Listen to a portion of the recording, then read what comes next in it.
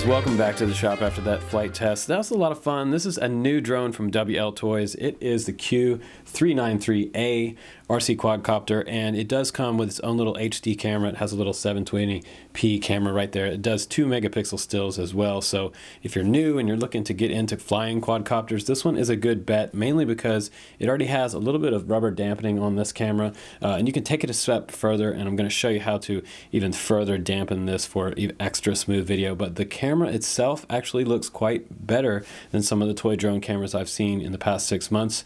It has seemed to be a better resolution and a finer grain on this one. 720p is HD, barely HD, but the colors look really vivid in this. There's a little something different going on with the sensor in this camera. It just seems to be quite a bit better than what I've seen on toy drones, especially coming from our friends over at Wltoys. This is quite big as well. It also includes a 4 gigabyte micro SD card, so that's very, very nice. And the legs on this quad, I like them a lot. They actually stand up about 5 inches off the surface of the grass, so your camera's not actually sitting in the grass as much when you go to take off. Now, if you take off in a little higher grass, you will be seeing grass, but for the most part, if you're flying in little local parks and things like that, you're not going to have any problem. And it does have pretty large props on it. We're looking at close to Phantom 2 size props on here, around 9 inches. And the battery that comes along with it, it's a 2S, pretty large 2600 20C battery. It charges in about an hour and a half, and you don't have to do anything. You don't have an on-off button here. All you have to do is slide it in, and you can see all the LEDs on the top of the quad start to light up, and you have LEDs on the bottom. And once it's bound up as well, when you push the stick all the way up, you'll hear it beep. Push the stick all the way down, you'll hear it beep. And these lights will go solid when it's ready to fly. Now, another cool feature about this one is I have my transmitter labeled here. Tee off and land. That means that it's auto takeoff and auto land. Also very nice for a beginner quadcopter because it starts up the motors by itself and then raises up off the ground to about a meter high, which is super nice. Now you also have a button for 1-key return on here, and you have headless mode, very popular. We also have high and low mode over here on this side, and we have one-touch roll. Also pretty cool. Now you can move the gimbal up and you can move the gimbal down with these 2 buttons, up and down right there. Press for a still and long press to start the video camera on here for your 720p videos. Now the transmitter is also pretty nice, and I always prefer the 5.8 gigahertz versions because the frame rate is faster on here and you get way less lag than using the Wi-Fi setup. Wi-Fi video tends to lag a little bit. It might look a little better, a little higher resolution, but you're going to have a lot more lag. And if you're relying on your monitor to see where you're going on a sunny day, it can be kind of hard to see, especially when it's stuttering. But it does come with this pretty nice little foldable sunshade, so that's extra nice there. Now, I just love the design of this quadcopter. It's so cool. Look at it from the side. It's super sleek looking. And if you look on this gimbal right here, we see the camera up front. We see the rubber dampeners here, and you plug in this one cable to this little slot up in here, and then it has the video stream antenna coming out the back here, which is running on 5.8 gigahertz back to your monitor on your controller. And you can see these little feet in the background as well. And then the arms come along here, and the battery slides in right back here. So turn the quad around, looking at it from the rear. I'll just slide that battery in there for you. And you see it light up. And it doesn't have an LED on the back of the battery like I thought it did, but you see the lights in the top and the bottom flashing, waiting for the transmitter to turn on. And once you have the transmitter on, go ahead and push your stick up, and you should hear it beep, and all the way down, and you'll see that they go solid. Now the quad is ready to fly. So I turned the lights off for you guys so you can see what it looks like with the LEDs top and bottom here. Super awesome. Nice, very, very nice LEDs on this one.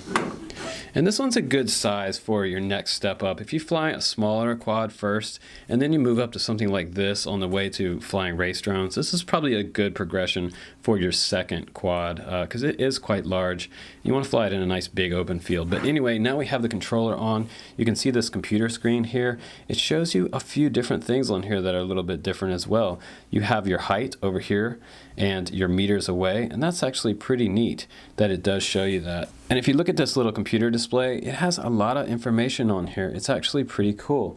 It shows you your percentage here, your percentage rate on your throttle, go all the way up to 100 and back down to 0, and center stick at 50. And the other nice thing about this quad is that it does have altitude hold. You notice this stick is a self-centering stick, so that means that it has altitude hold. You can let go of this throttle and it should maintain its hover right at the same altitude. Now it will drift left and right and forward and back with the wind because it's not a GPS hold drone, so don't think it's going to definitely sit in one spot. It will drift a little bit, so you'll have to be on your sticks a little bit when you're flying this one. It also has different trims here. You can trim it in any different direction, but I usually leave the trims absolutely center with quadcopters. That's kind of important. Now over here it has another feature that's new to toy drones, is a height. It shows you your altitude right here on this side, and over on this side there is a flight duration monitor, so you can tell how long you've been flying for. Keep an eye on that because this one flies about 13 minutes, so that's a pretty decent time on this battery. I would probably fly it 9 or 10 minutes and then put it on the ground, and you'll save your battery.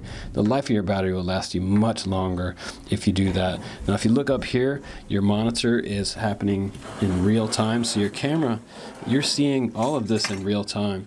And I'll just move the copter around a little bit here so you can see there is really no lag in this, and that's what we're looking for when we're flying quads, because if you have a lot of lag, it makes it extremely hard to tell where you are in the scope of a huge field, or if you're flying out in a big open area.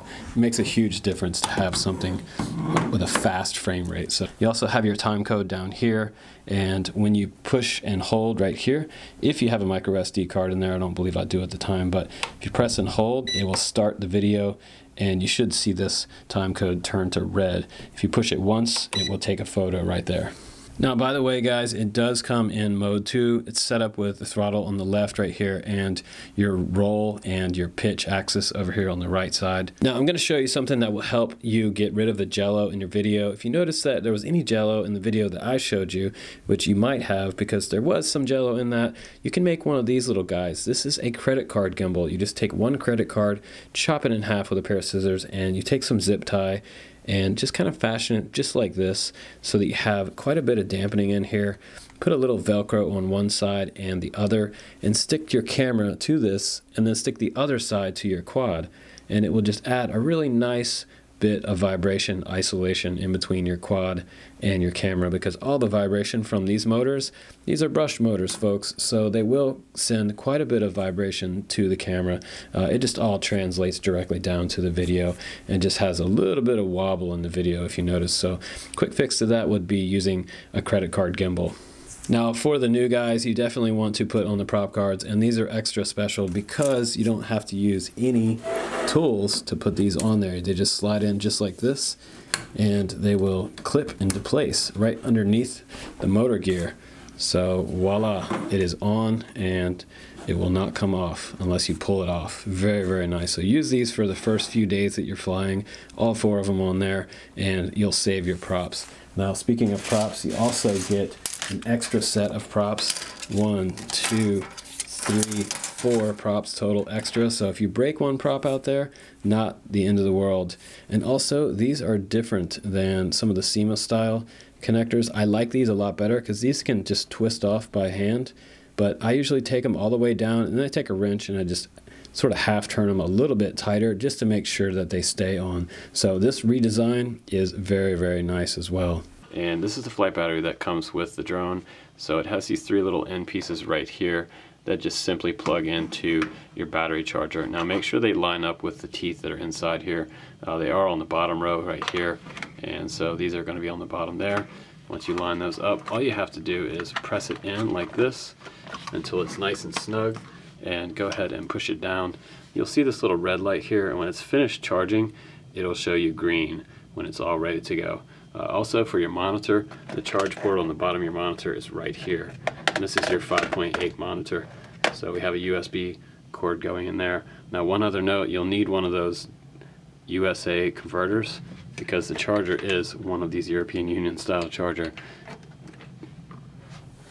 And lastly, you get a couple more USB looking devices in here. And what these are is, this is a USB micro SD card reader, and this is nice. You can just put your micro SD card in here from your quadcopter and transfer your videos over to your computer. These are kind of standard that you usually get along with some of the toy drones. I was very happy that they included a 4GB SD card with this, so that's a good value because some of these toy drones these days don't come with an SD card, so you have to go down to the store and pick one up. So let's go ahead and give you some final thoughts on the Q393A quadcopter. I think this is a great introductory quadcopter for people who are looking to just get into flying. If you haven't flown quadcopter before, this is great for learning your aerial orientation and learning how to fly in all different types of weather. It's important that you know and you learn how to fly non-GPS first. GPS is just kind of like cheating, you guys. It's not really like flying. You just come up and it sits in one spot and it doesn't drift, and you don't have to use the sticks to counteract which way it's drifting because it'll just sit there in the wind and bite into the wind a little bit and hold its position. But without GPS, you have to rely on your sticks and your flight skills. So this is a great way to actually learn how to fly, and this is really important. If you know how to fly first before you get something like a DJI Phantom or the Typhoon H or something bigger with GPS, you're going to know how to bring it back if you have to fly it back in manual. And that's very important for learning how to fly quadcopters and airplanes or anything else RC. If you know how to use the sticks properly in the manual modes, you probably won't have too much problems, especially if it gets way out there and you need to bring it back in a manual mode. Sometimes you have to spin it around with the yaw stick or spin it around until you think it's coming back to your direction. Same thing with this one. If you get into trouble, the first thing I do is I try to take it a little bit higher, and then I start to use my left and right yaw, and that just spins the copter around. And once I spin it one time, I will pull back on the stick to see if it starts to return to me.